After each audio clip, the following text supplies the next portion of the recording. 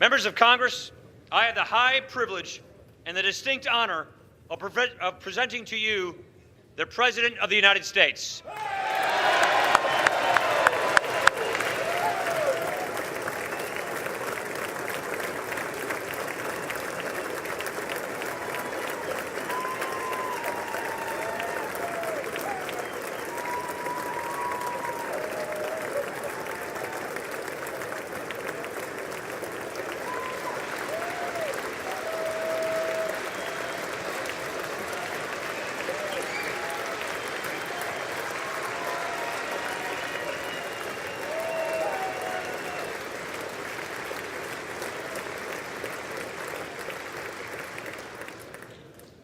Mr. Speaker, Mr. Vice President, members of Congress, the First Lady of the United States, and my fellow Americans.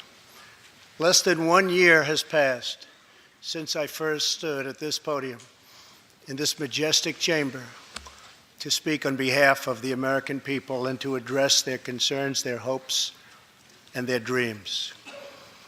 That night, our new administration had already taken very swift action.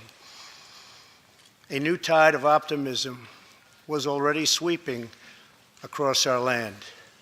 Each day since, we have gone forward with a clear vision and a righteous mission to make America great again for all Americans.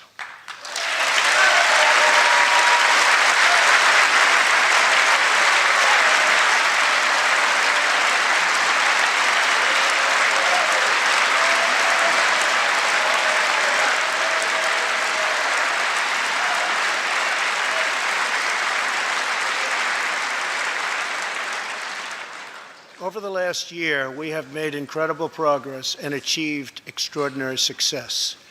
We have faced challenges we expected and others we could never have imagined. We have shared in the heights of victory and the pains of hardship. We have endured floods and fires and storms. But through it all, we have seen the beauty of America's soul and the steel in America's spine. Each test has forged new American heroes to remind us who we are and show us what we can be.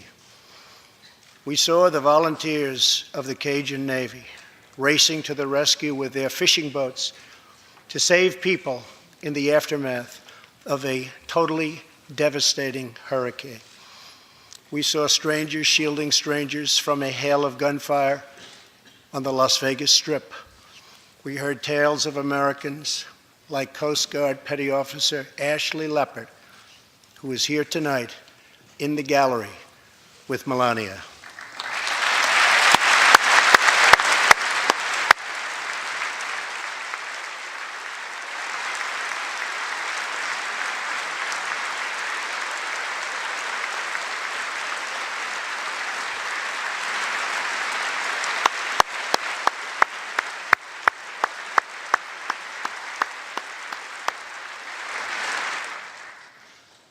Ashley was aboard one of the first helicopters on the scene in Houston during the Hurricane Harvey. Through 18 hours of wind and rain, Ashley braved live power lines and deep water to help save more than 40 lives. Ashley, we all thank you. Thank you very much.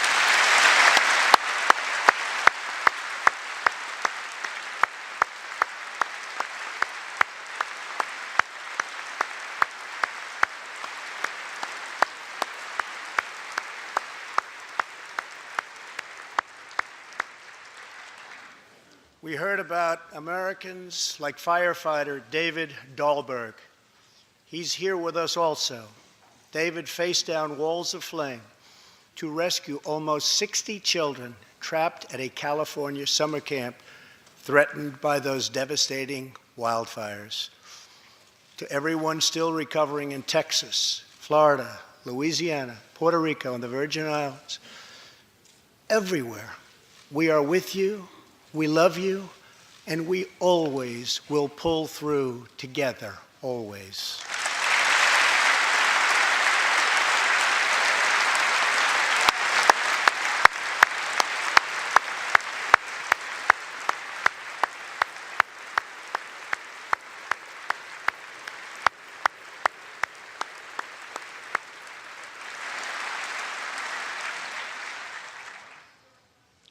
Thank you to David and the brave people of California. Thank you very much, David.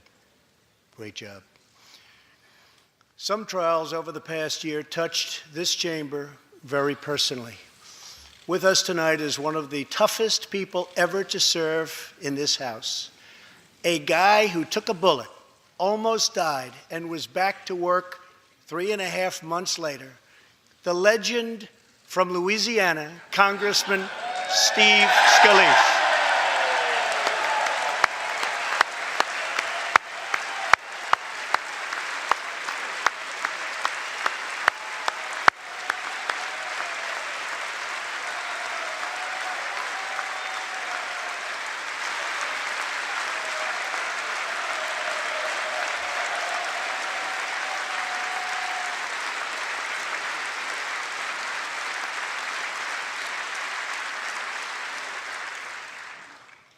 I think they like you, Steve.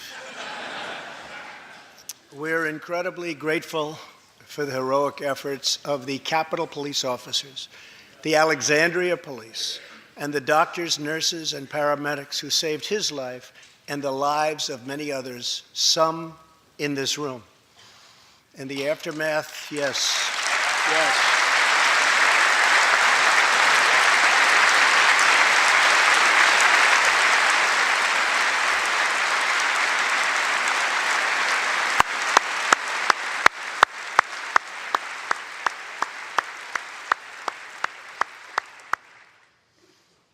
In the aftermath of that terrible shooting, we came together, not as Republicans or Democrats, but as representatives of the people.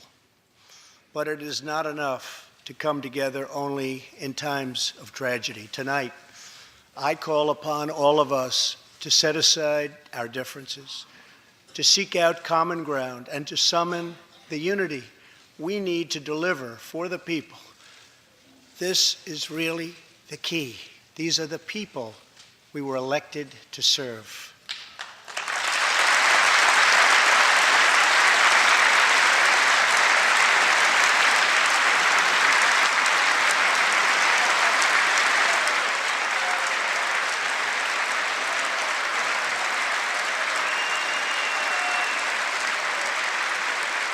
Thank you.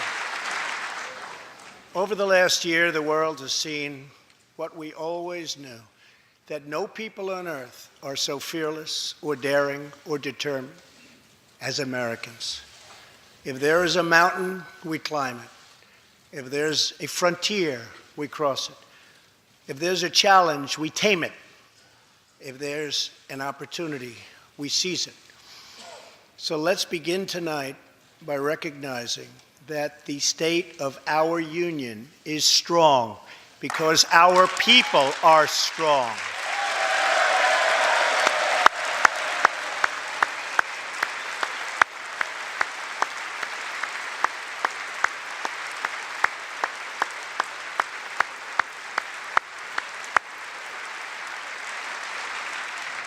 And together we are building a safe, strong, and proud America. Since the election, we have created 2.4 million new jobs, including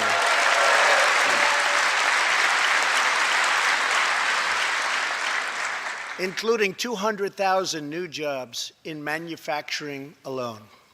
Tremendous numbers. After years and years of wage stagnation, we are finally seeing rising wages.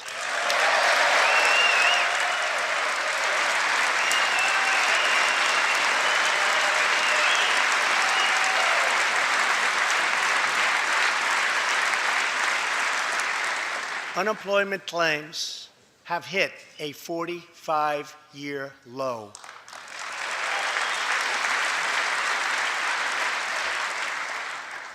And something I'm very proud of, African American unemployment stands at the lowest rate ever recorded.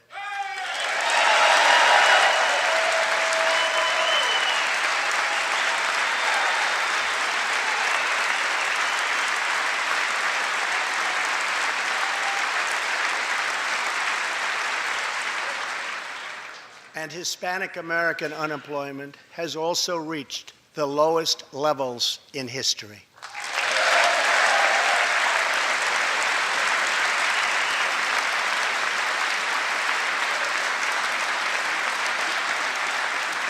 Small business confidence is at an all-time high.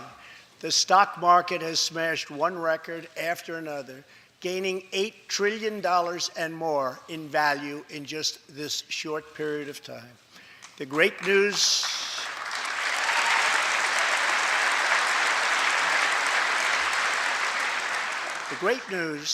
for Americans, 401k, retirement pension, and college savings accounts have gone through the roof. And just as I promised the American people from this podium 11 months ago, we enacted the biggest tax cuts and reforms in American history.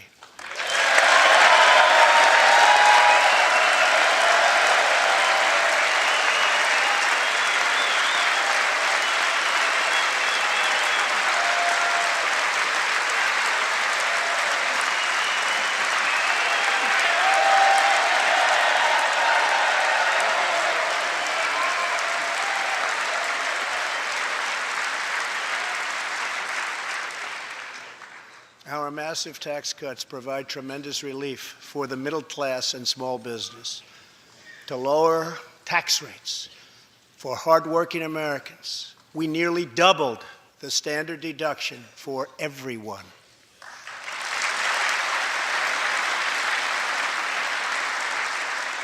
Now, the first $24,000 earned by a married couple is completely tax-free.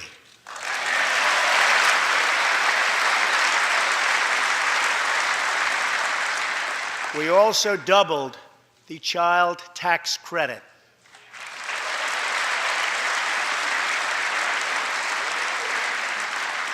A typical family of four making $75,000 will see their tax bill reduced by $2,000, slashing their tax bill in half.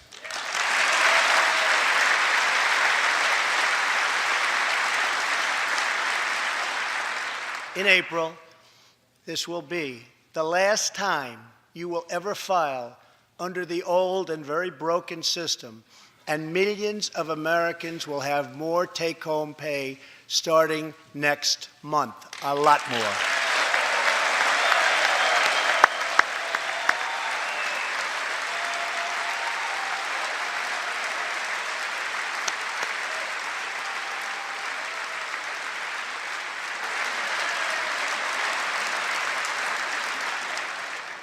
We eliminated an especially cruel tax that fell mostly on Americans making less than $50,000 a year, forcing them to pay tremendous penalties simply because they couldn't afford government-ordered health plans.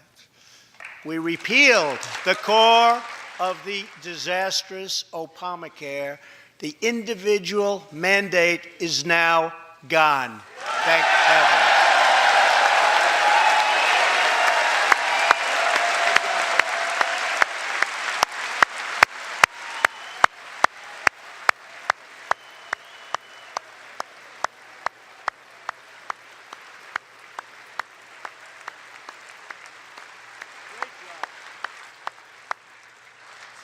We slashed the business tax rate from 35% all the way down to 21%, so American companies can compete and win against anyone else anywhere in the world.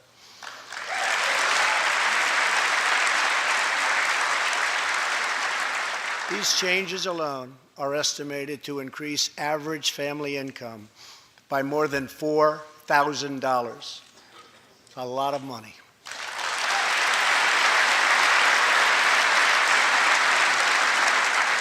Small businesses have also received a massive tax cut and can now deduct 20% of their business income. Here tonight are Steve Staub and Sandy Keplinger of Staub Manufacturing, a small, beautiful business in Ohio. They've just finished the best year in their 20-year history.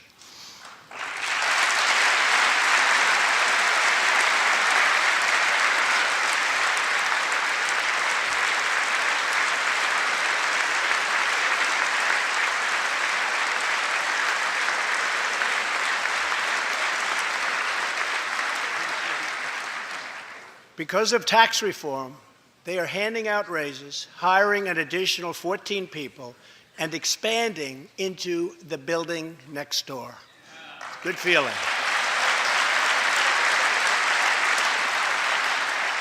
One of Staub's employees, Corey Adams, is also with us tonight. Corey is an all-American worker. He supported himself through high school, lost his job during the 2008 recession, and was later hired by Staub, where he trained to become a welder.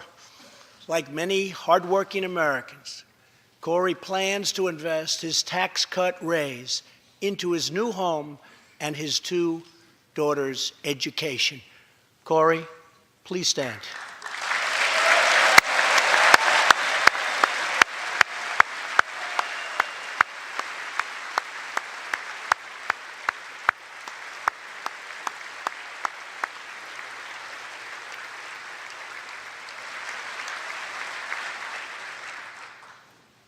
And he's a great welder.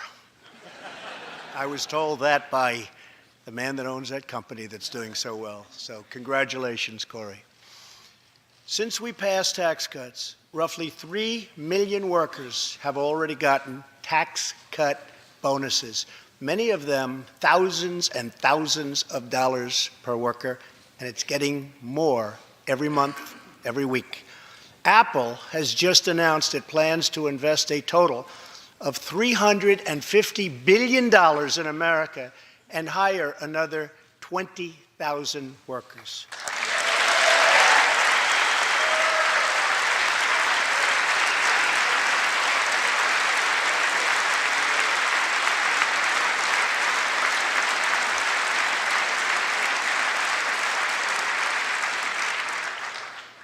And just a little while ago, ExxonMobil announced a $50 billion investment in the United States, just a little while ago.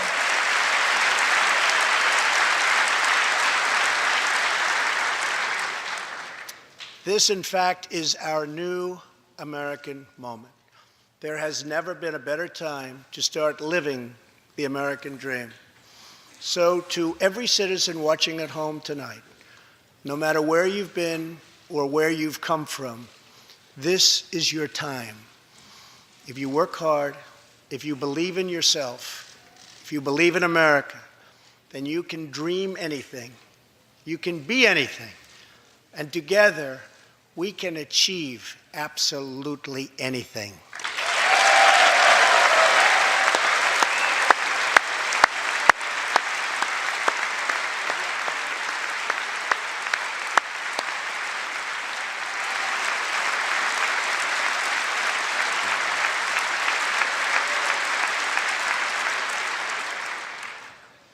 Tonight, I want to talk about what kind of future we're going to have and what kind of a nation we're going to be. All of us together as one team, one people, and one American family can do anything. We all share the same home, the same heart, the same destiny, and the same great American flag.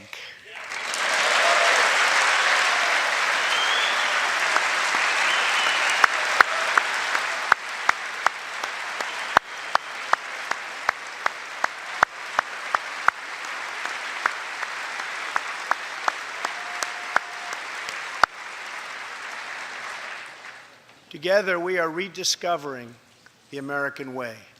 In America, we know that faith and family, not government and bureaucracy, are the center of American life. The motto is, "In God we trust."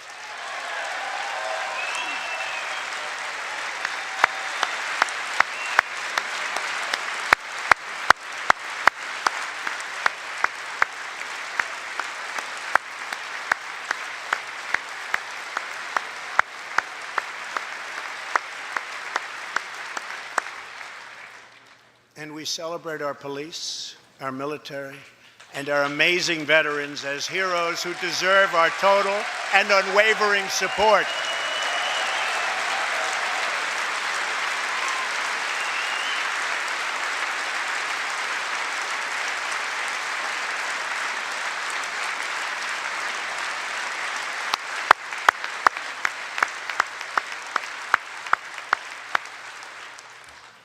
Here tonight is Preston Sharp, a 12-year-old boy from Redding, California, who noticed that veterans' graves were not marked with flags on Veterans Day. He decided all by himself to change that and started a movement that has now placed 40,000 flags at the graves of our great heroes. Preston, a job well done.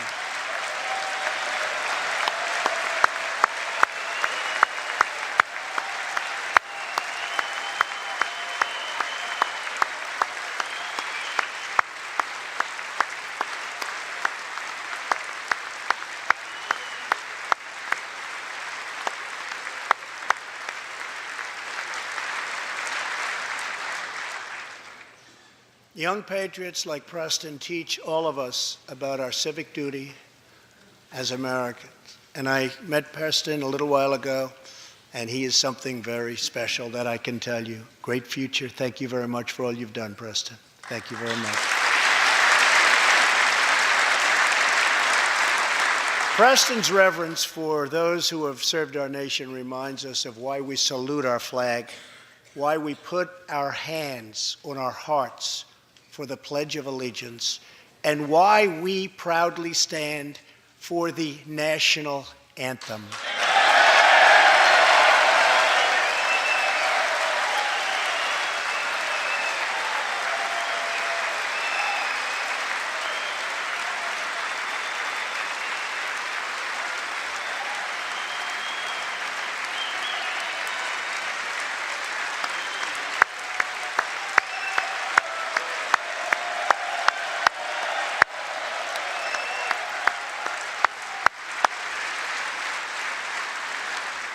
Americans love their country, and they deserve a government that shows them the same love and loyalty in return.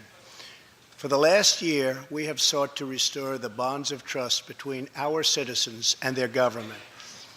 Working with the Senate, we are appointing judges who will interpret the Constitution as written, including a great new Supreme Court justice and more circuit court judges than any new administration in the history of our country.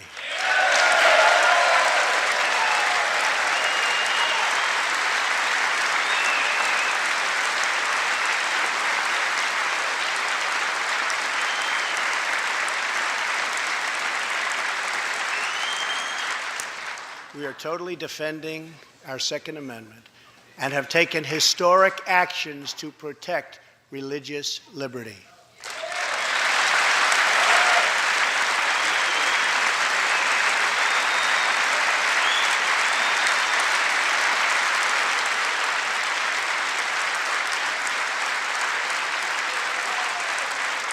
And we are serving our brave veterans, including giving our veterans choice in their health care decisions.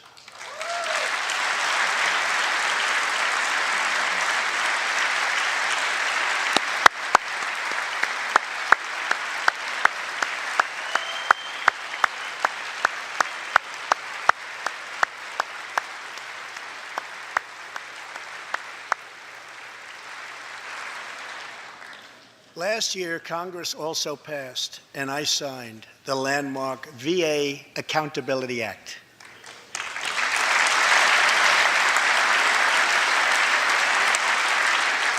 Since its passage, my administration has already removed more than 1,500 VA employees who failed to give our veterans the care they deserve, and we are hiring talented people who love our vets as much as we do.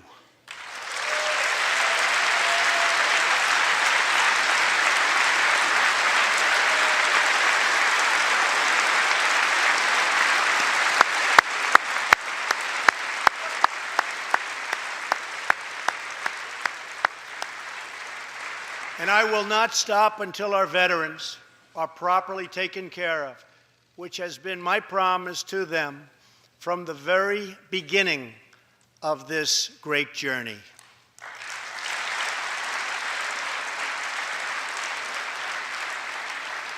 All Americans deserve accountability, and respect. And that's what we are giving to our wonderful heroes, our veterans. Thank you.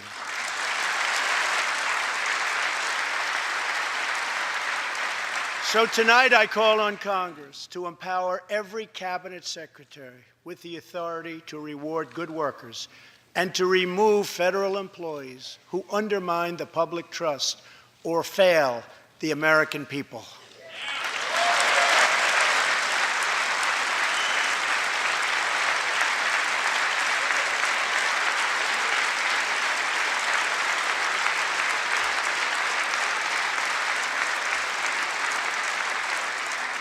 In our drive to make Washington accountable, we have eliminated more regulations in our first year than any administration in the history of our country.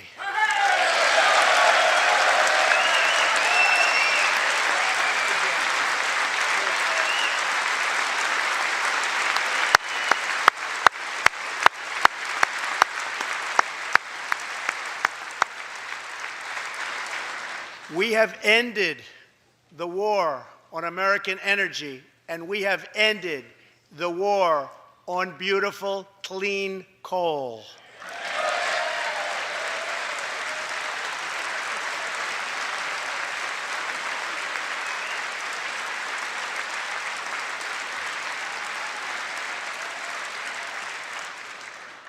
We are now very proudly an exporter of energy to the world.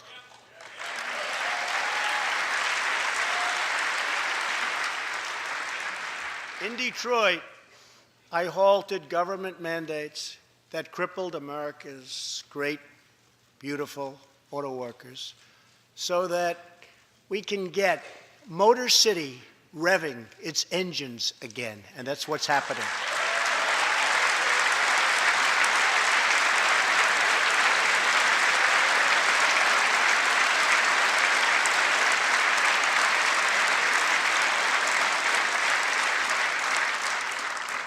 Many car companies are now building and expanding plants in the United States, something we haven't seen for decades. Chrysler is moving a major plant from Mexico to Michigan. Toyota and Mazda are opening up a plant in Alabama, a big one, and we haven't seen this in a long time. It's all coming back.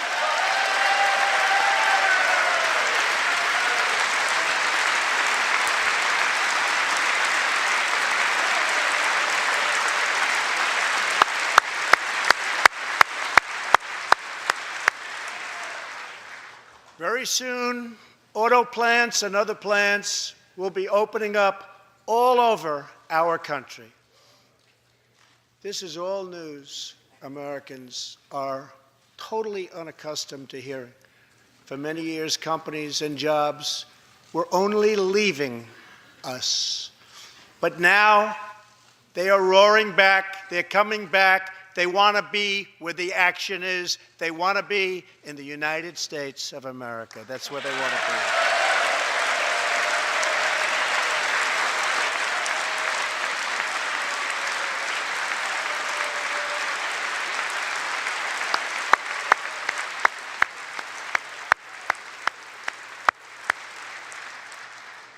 Exciting progress is happening every single day.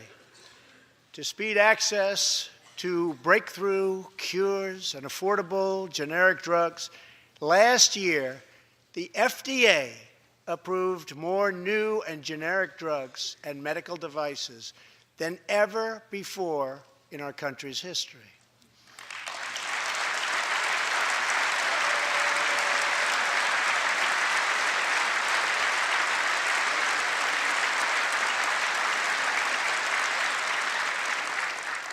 We also believe that patients with terminal conditions, terminal illness, should have access to experimental treatment immediately that could potentially save their lives. People who are terminally ill should not have to go from country to seek a cure. I want to give them a chance right here at home It's time for Congress to give these wonderful, incredible Americans the right to try.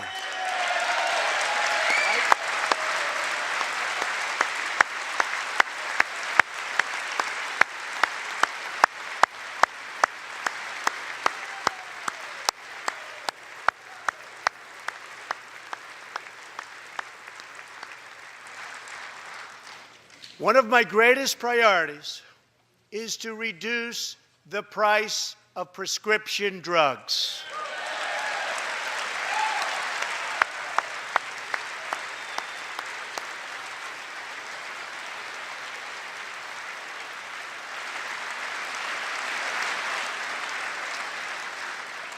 In many other countries, these drugs cost far less than what we pay in the United States, and it's very, very unfair. That is why I've directed my administration to make fixing the injustice of high drug prices one of my top priorities for the year.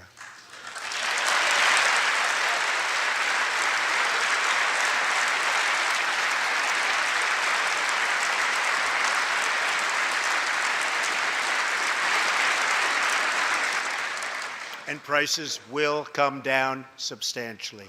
Watch. America has also finally turned the page on decades of unfair trade deals that sacrificed our prosperity and shipped away our companies, our jobs, and our wealth. Our nation has lost its wealth, but we're getting it back so fast. The era of economic surrender is totally over.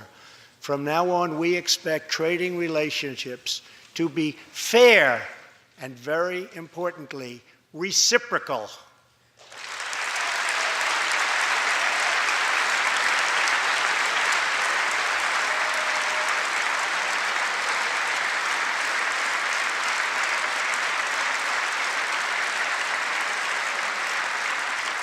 We will work to fix bad trade deals and negotiate new ones, and they'll be good ones, but they'll be fair.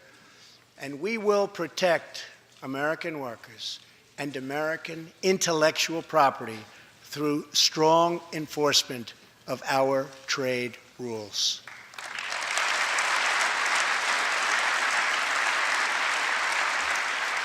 As we rebuild our industries, it is also time to rebuild our crumbling infrastructure.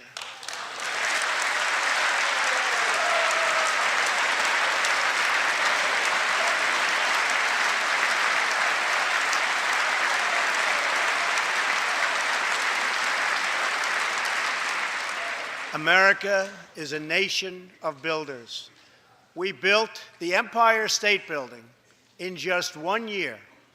Isn't it a disgrace that it can now take 10 years just to get a minor permit approved for the building of a simple road?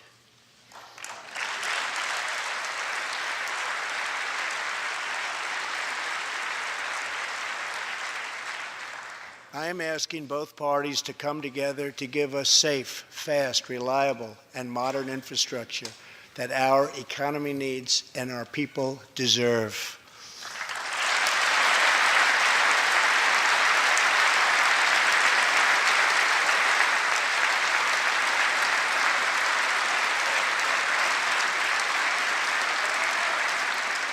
Tonight, I'm calling on Congress to produce a bill that generates at least $1.5 trillion for the new infrastructure investment that our country so desperately needs. Every federal dollar should be leveraged by partnering with state and local governments and, where appropriate, tapping into private sector investment to permanently fix the infrastructure deficit, and we can do it.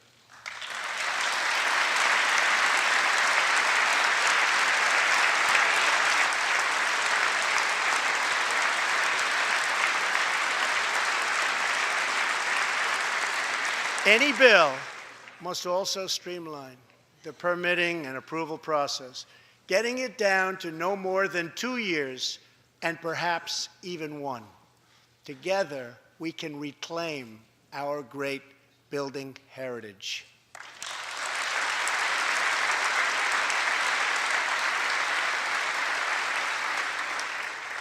We will build gleaming new roads, bridges, highways, railways, and waterways all across our land. And we will do it with American heart, and American hands, and American grit.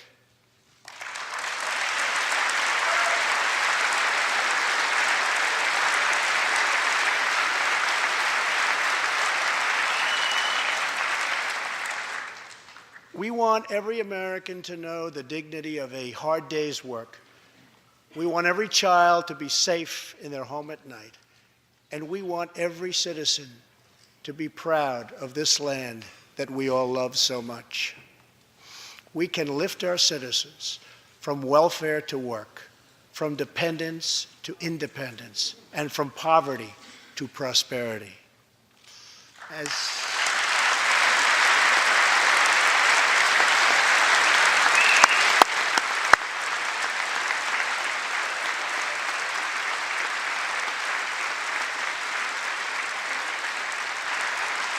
As tax cuts create new jobs, let's invest in workforce development, and let's invest in job training, which we need so badly.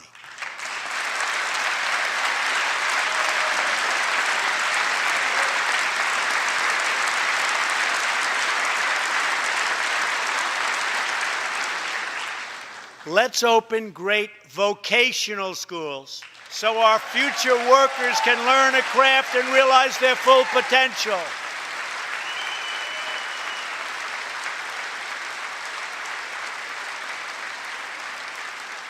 And let's support working families by supporting paid family leave.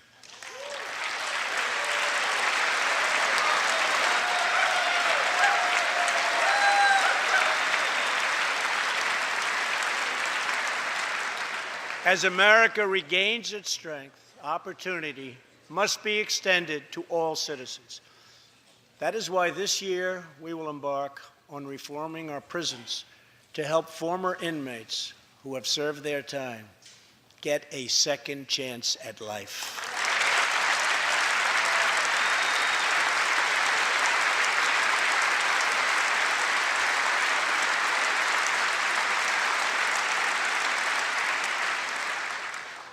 Struggling communities, especially immigrant communities, will also be helped by immigration policies that focus on the best interests of American workers and American families. For decades, open borders have allowed drugs and gangs to pour into our most vulnerable communities. They've allowed millions of low-wage workers to compete for jobs and wages against the poorest Americans. Most tragically, they have caused the loss of many innocent lives. Here tonight are two fathers and two mothers, Evelyn Rodriguez, Freddie Cuevas, Elizabeth Alvarado, and Robert Mickens. Their two teenage daughters, Kayla Cuevas and Nisa Mickens, were close friends on Long Island. But in September 2016, on the eve of Nisa's 16th birthday, such a happy time it should have been, neither of them came home. These two precious girls were brutally murdered while walking together in their hometown. 6 members of the savage MS-13 gang have been charged with Kayla and Nisa's murders. Many of these gang members took advantage of glaring loopholes in our laws to enter the country as illegal, unaccompanied, alien minors and wound up in Kayla and Nisa's high school. Evelyn, Elizabeth, Freddie, and Robert, tonight everyone in this chamber is praying for you. Everyone in America is grieving for you. Please stand. Thank you very much.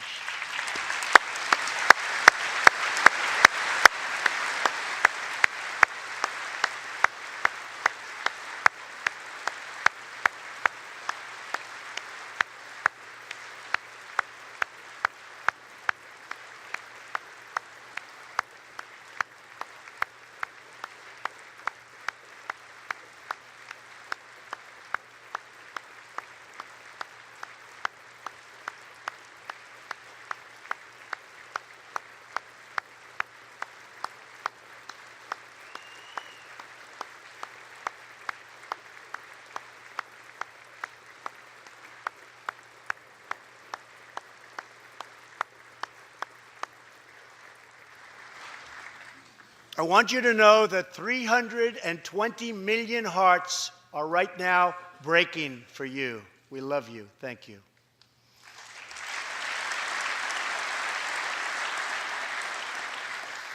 While we cannot imagine the depths of that kind of sorrow, we can make sure that other families never have to endure this kind of pain. Tonight, I am calling on Congress to finally close the deadly loopholes that have allowed MS-13 and other criminal gangs to break into our country. We have proposed new legislation that will fix our immigration laws and support our ICE and Border Patrol agents. These are great people. These are great, great people that work so hard in the midst of such danger so that this can never happen again.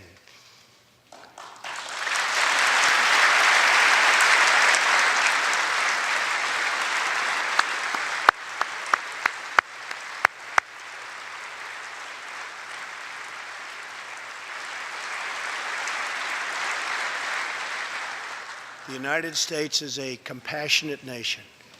We are proud that we do more than any other country anywhere in the world to help the needy, the struggling, and the underprivileged all over the world.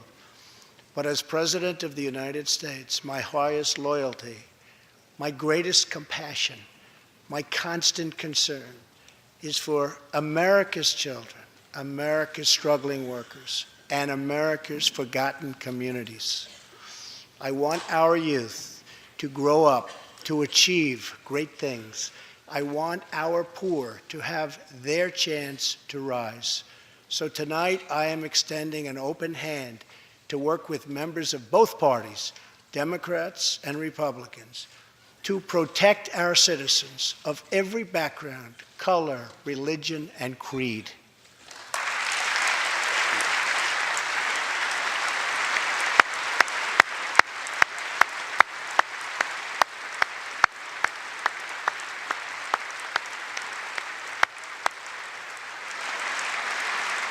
My duty, and the sacred duty of every elected official in this chamber, is to defend Americans, to protect their safety, their families, their communities, and their right to the American dream. Because Americans are dreamers too.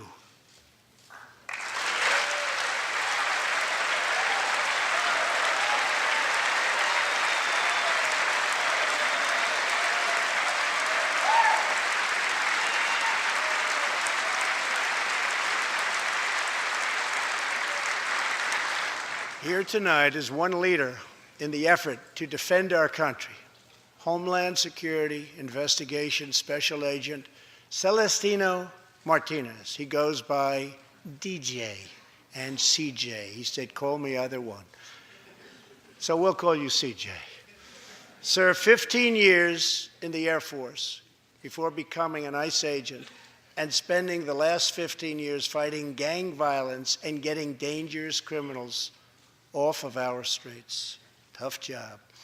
At one point, MS-13 leaders ordered CJ's murder, and they wanted it to happen quickly. But he did not cave to threats or to fear. Last May, he commanded an operation to track down gang members on Long Island. His team has arrested nearly 400, including more than 220 MS-13 gang members. And I have to tell you what the Border Patrol and ICE have done. We have sent thousands and thousands and thousands of MS-13 horrible people out of this country or into our prisons. So I just want to congratulate you, CJ. You're a brave guy. Thank you very much.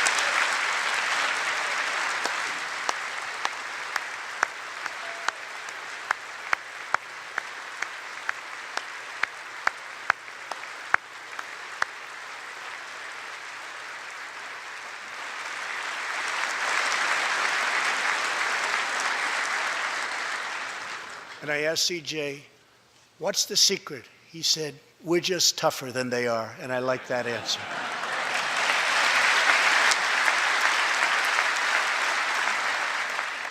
Now let's get Congress to send you, and all of the people in this great chamber have to do it. We have no choice. CJ, we're going to send you reinforcements, and we're going to send them to you quickly. It's what you need.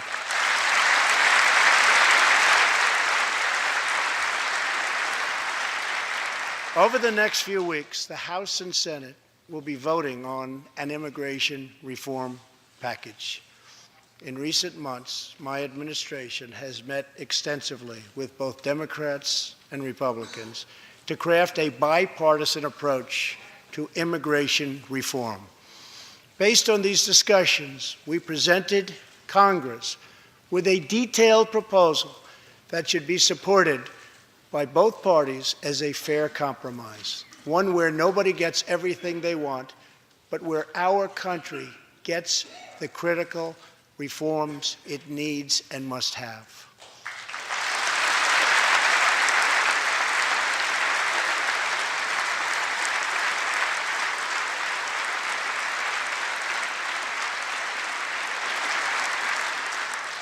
Here are the 4 pillars of our plan.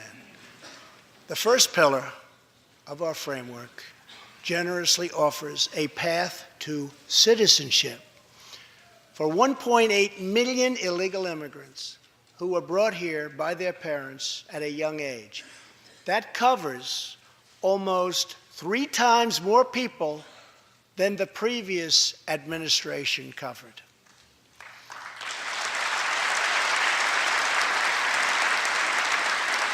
Under our plan, those who meet education and work requirements and show good moral character will be able to become full citizens of the United States over a 12-year period.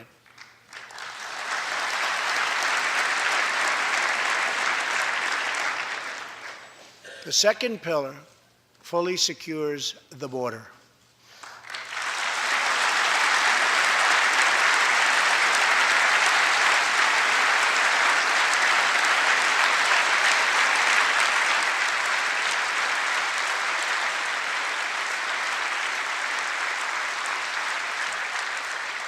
That means building a great wall on the southern border, and it means hiring more heroes like CJ to keep our communities safe.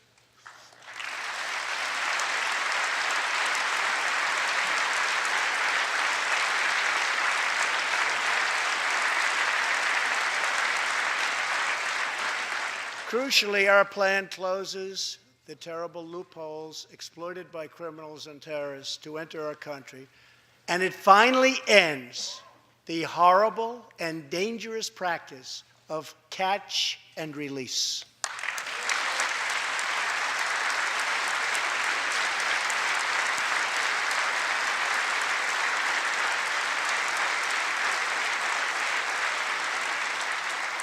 The third pillar ends the visa lottery, a program that randomly hands out green cards without any regard for skill, merit, or the safety of American people.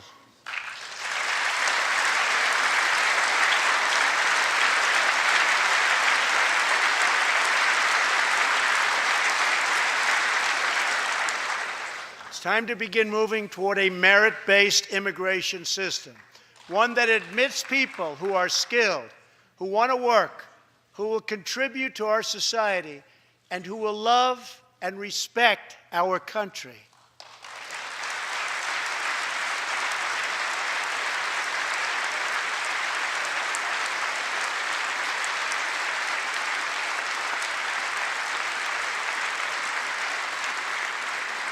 The fourth and final pillar protects the nuclear family by ending chain migration.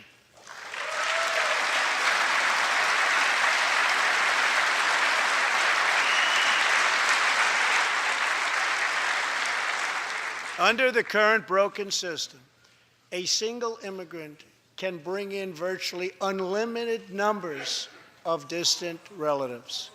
Under our plan, we focus on the immediate family by limiting sponsorships to spouses and minor children.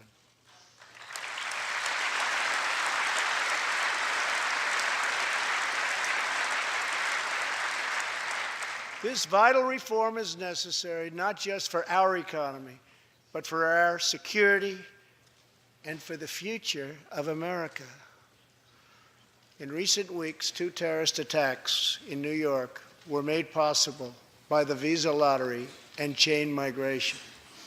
In the age of terrorism, these programs present risks we can just no longer afford. It's time to reform.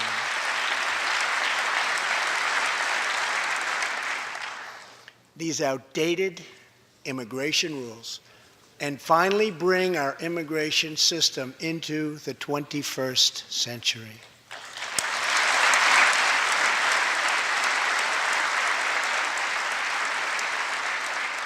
These 4 pillars represent a down-the-middle compromise and one that will create a safe, modern, and lawful immigration system. For over 30 years, Washington has tried and failed to solve this problem. This Congress can be the one that finally makes it happen. Most importantly, these 4 pillars will produce legislation that fulfills my ironclad pledge to sign a bill that puts America first.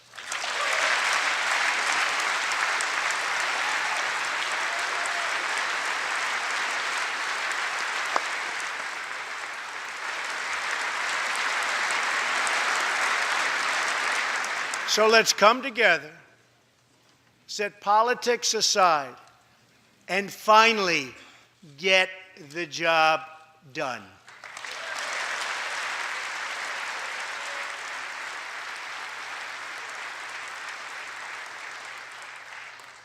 These reforms will also support our response to the terrible crisis of opioid and drug addiction. Never before has it been like it is now. It is terrible. We have to do something about it. In 2016, we lost 64,000 Americans to drug overdoses, 174 deaths per day, 7 per hour. We must get much tougher on drug dealers and pushers if we are going to succeed in stopping this scourge.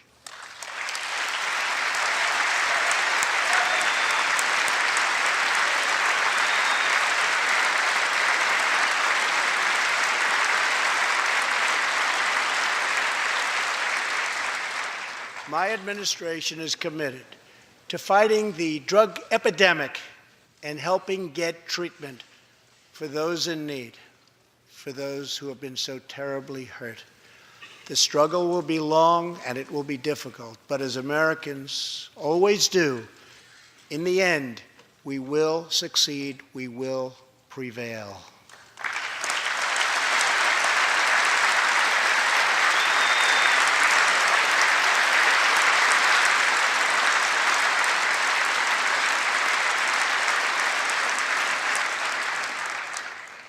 As we have seen tonight, the most difficult challenges bring out the best in America. We see a vivid expression of this truth in the story of the Holetz family of New Mexico. Ryan Holetz is 27 years old, an officer with the Albuquerque Police Department. He's here tonight with his wife, Rebecca.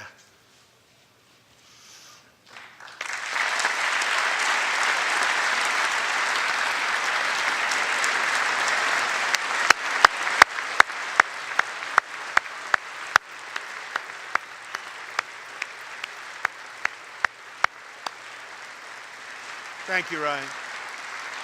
Last year, Ryan was on duty when he saw a pregnant, homeless woman preparing to inject heroin. When Ryan told her she was going to harm her unborn child, she began to weep. She told him she didn't know where to turn, but badly wanted a safe home for her baby. In that moment, Ryan said he felt God speak to him. You will do it because you can. He heard those words. He took out a picture of his wife and their 4 kids. Then he went home to tell his wife, Rebecca. In an instant, she agreed to adopt. The Holets named their new daughter Hope. Ryan and Rebecca, you embody the goodness of our nation. Thank you.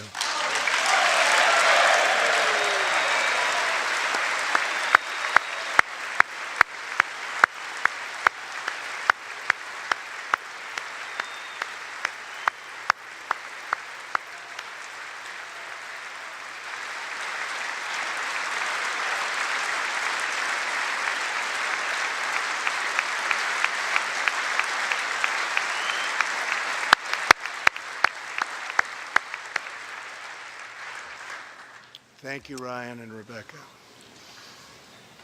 As we rebuild America's strength and confidence at home, we are also restoring our strength and standing abroad. Around the world, we face rogue regimes, terrorist groups, and rivals like China and Russia that challenge our interests, our economy, and our values. In confronting these horrible dangers, we know that weakness is the surest path to conflict, and unmatched power is the surest means to our true and great defense. For this reason, I am asking Congress to end the dangerous defense sequester and fully fund our great military.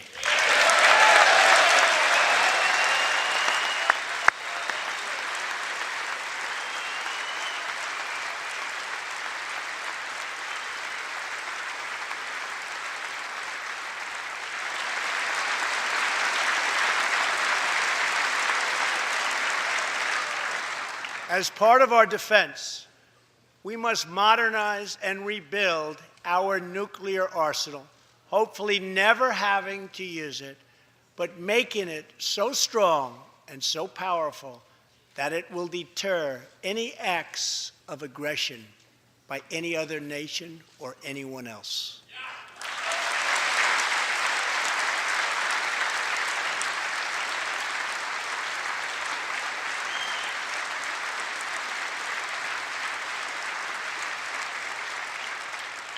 Perhaps someday in the future there will be a magical moment when the countries of the world will get together to eliminate their nuclear weapons.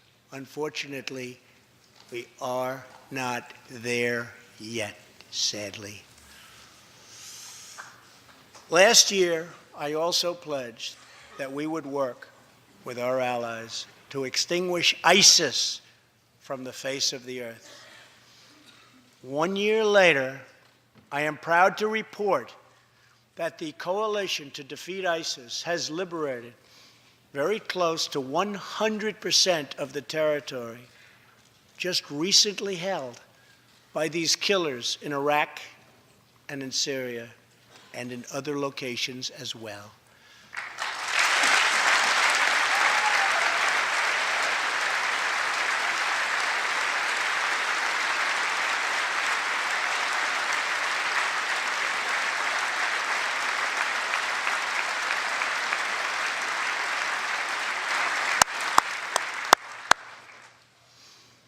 But there is much more work to be done. We will continue our fight until ISIS is defeated. Army Staff Sergeant Justin Peck is here tonight. Near Raqqa last November, Justin and his comrade, Chief Petty Officer Kenton Stacy, were on a mission to clear buildings that ISIS had rigged with explosive, so that civilians could return to that city, hopefully soon and hopefully safely. Clearing the second floor of a vital hospital, Kenton Stacy was severely wounded by an explosion. Immediately, Justin bounded into the booby-trapped and unbelievably dangerous and unsafe building and found Kenton, but in very, very bad shape. He applied pressure to the wound and inserted a tube to reopen an airway. He then performed CPR for 20 straight minutes during the ground transport and maintained artificial respiration through 2.5 hours and through emergency surgery. Kenton Stacy would have died if it were not for Justin's selfless love for his fellow warrior. Tonight, Kenton is recovering in Texas. Raqqa is liberated, and Justin is wearing his new Bronze Star with a V for Valor. Staff Sergeant Peck, all of America salutes you.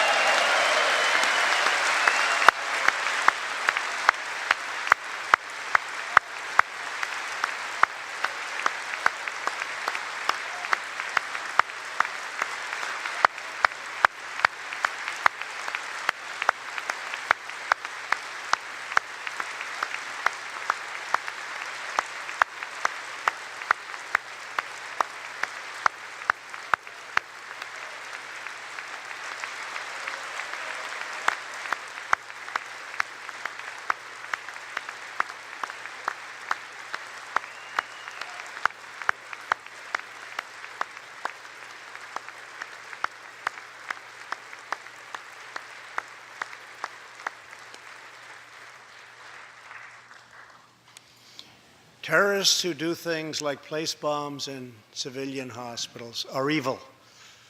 When possible, we have no choice but to annihilate them. When necessary, we must be able to detain and question them. But we must be clear, terrorists are not merely criminals. They are unlawful enemy combatants.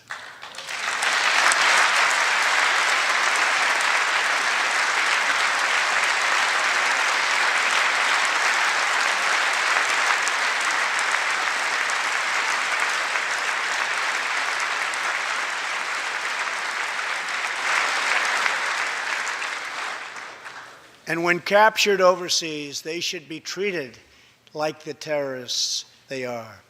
In the past, we have foolishly released hundreds and hundreds of dangerous terrorists, only to meet them again on the battlefield, including the ISIS leader, al-Baghdadi, who we captured, who we had, who we released. So today, I'm keeping another promise. I just signed, prior to walking in, an order directing Secretary Mattis, who is doing a great job. Thank you.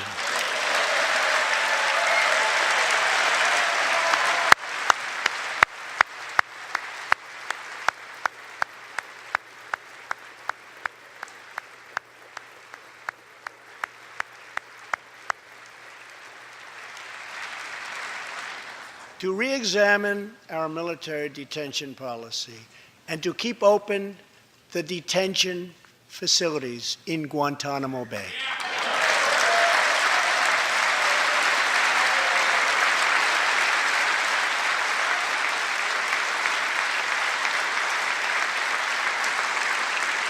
I am asking Congress to ensure that in the fight against ISIS and al-Qaeda, we continue to have all necessary power to detain terrorists wherever we chase them down, wherever we find them.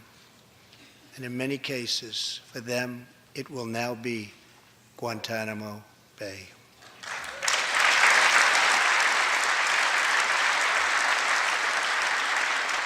At the same time, as of a few months ago, our warriors in Afghanistan have new rules of engagement.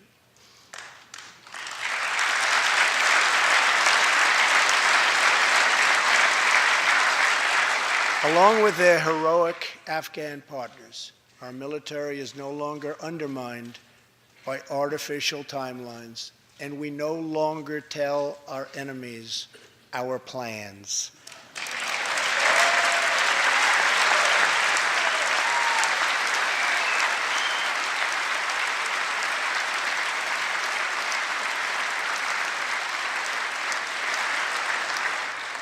Last month, I also took an action endorsed unanimously by the U.S. Senate just months before.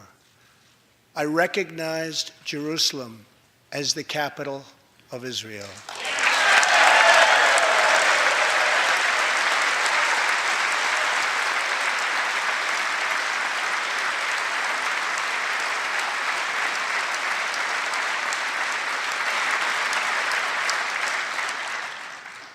Shortly afterwards, dozens of countries voted in the United Nations General Assembly against America's sovereign right to make this decision. In 2016, American taxpayers generously sent those same countries more than $20 billion in aid. That is why tonight I am asking Congress to pass legislation to help ensure American foreign assistance dollars always serve American interests and only go to friends of America, not enemies of America.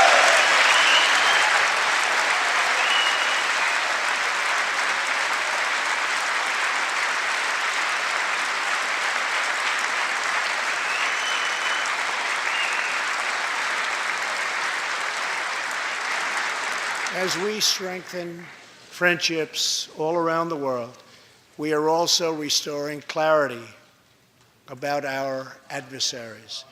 When the people of Iran rose up against the crimes of their corrupt dictatorship, I did not stay silent.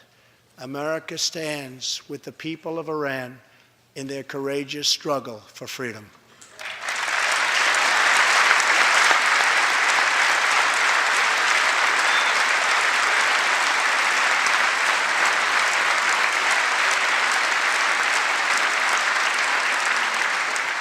I am asking Congress to address the fundamental flaws in the terrible Iran nuclear deal.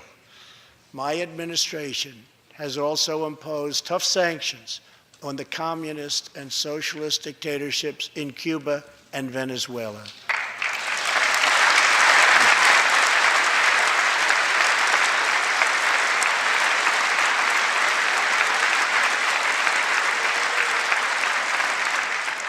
But no regime has oppressed its own citizens more totally or brutally than the cruel dictatorship in North Korea.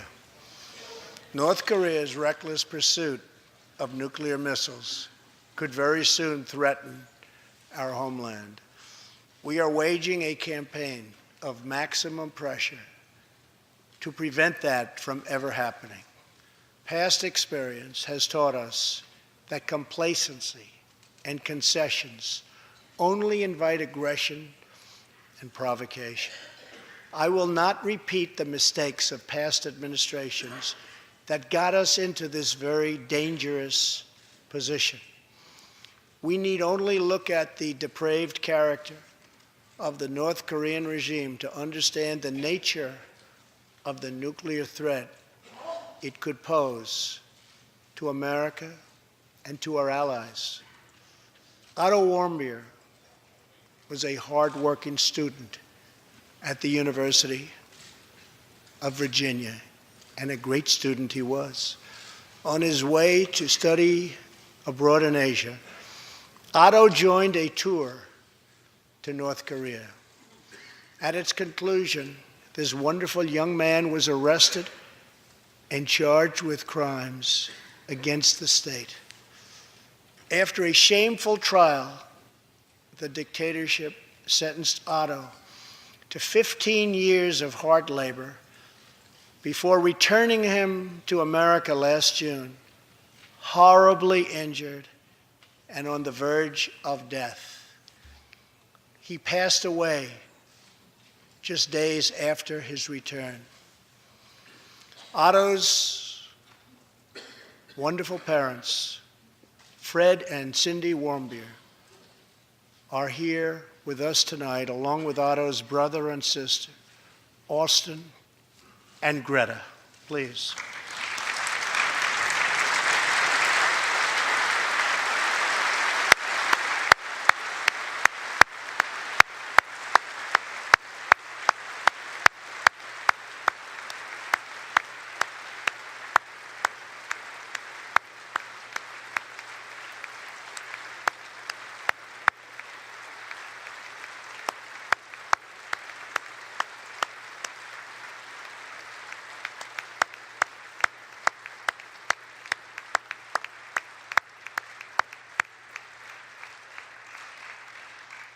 incredible people.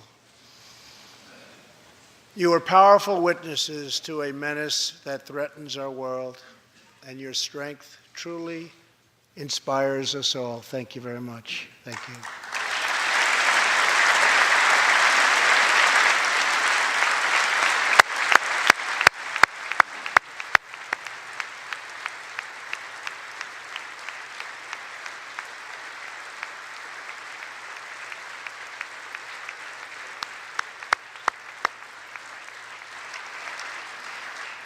Tonight, we pledge to honor Otto's memory with total American resolve. Thank you. Finally,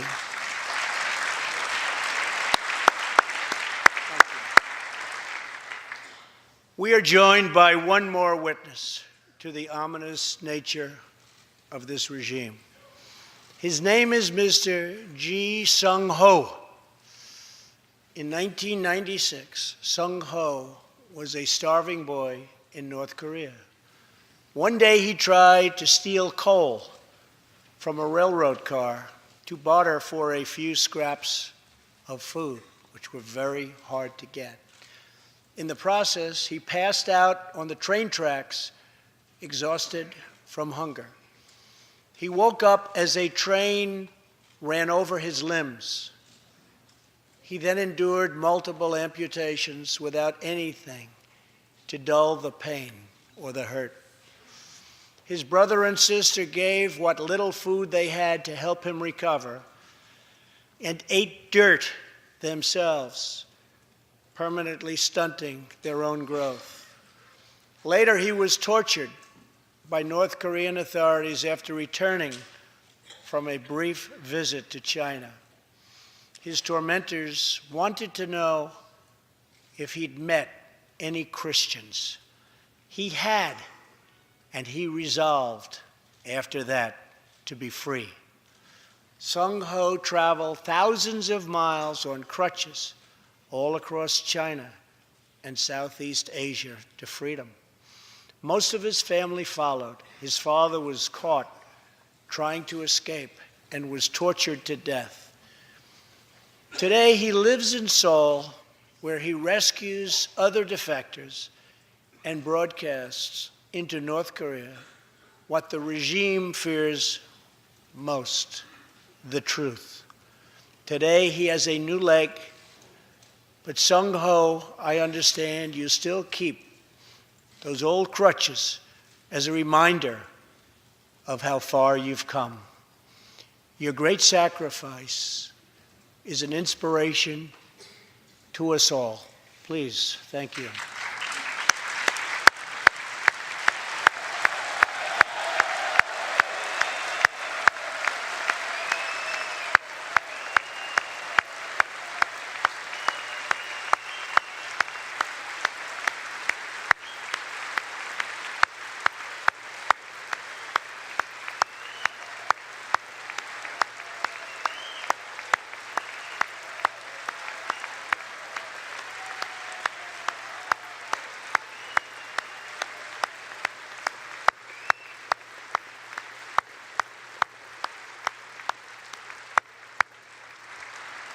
Sung-ho's story is a testament to the yearning of every human soul to live in freedom.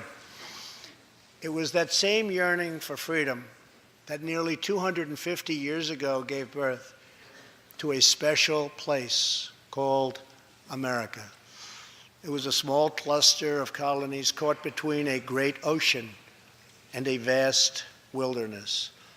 It was home to an incredible people with a revolutionary idea that they could rule themselves, that they could chart their own destiny, and that together they could light up the entire world.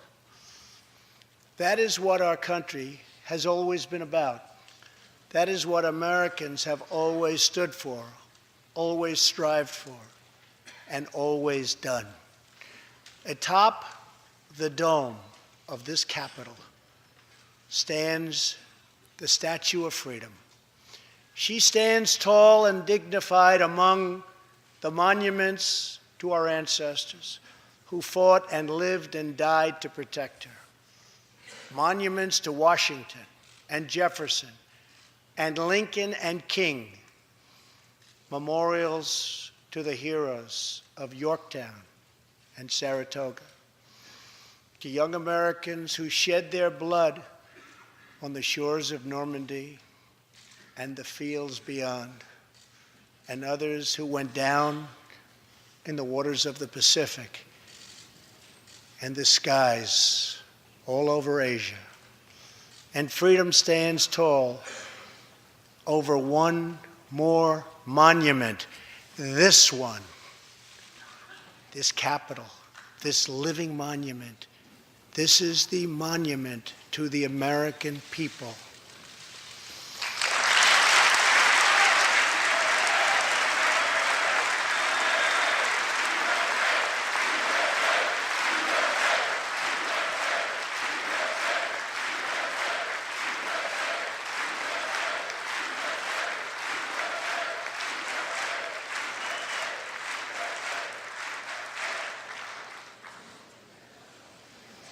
We're a people whose heroes live not only in the past, but all around us, defending hope, pride, and defending the American way.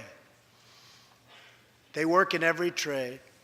They sacrifice to raise a family.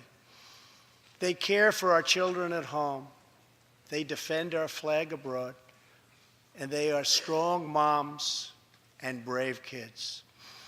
They are firefighters and police officers and border agents, medics and Marines. But above all else, they are Americans. And this capital, this city, this nation belongs entirely to them.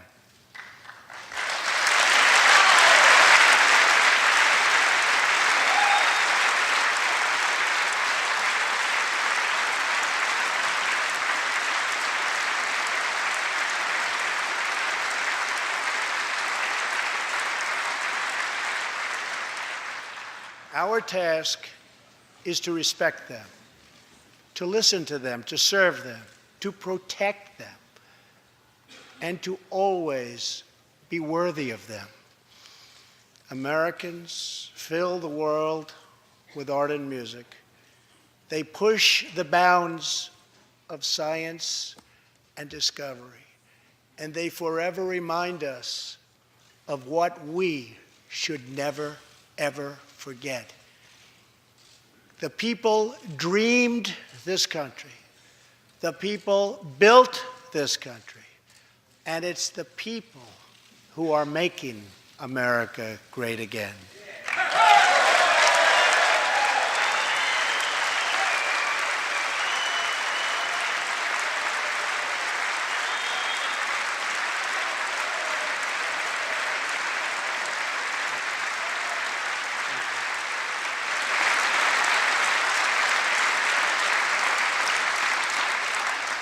As long as we are proud of who we are and what we are fighting for, there is nothing we cannot achieve. As long as we have confidence in our values, faith in our citizens, and trust in our God, we will never fail. Our families will thrive. Our people will prosper.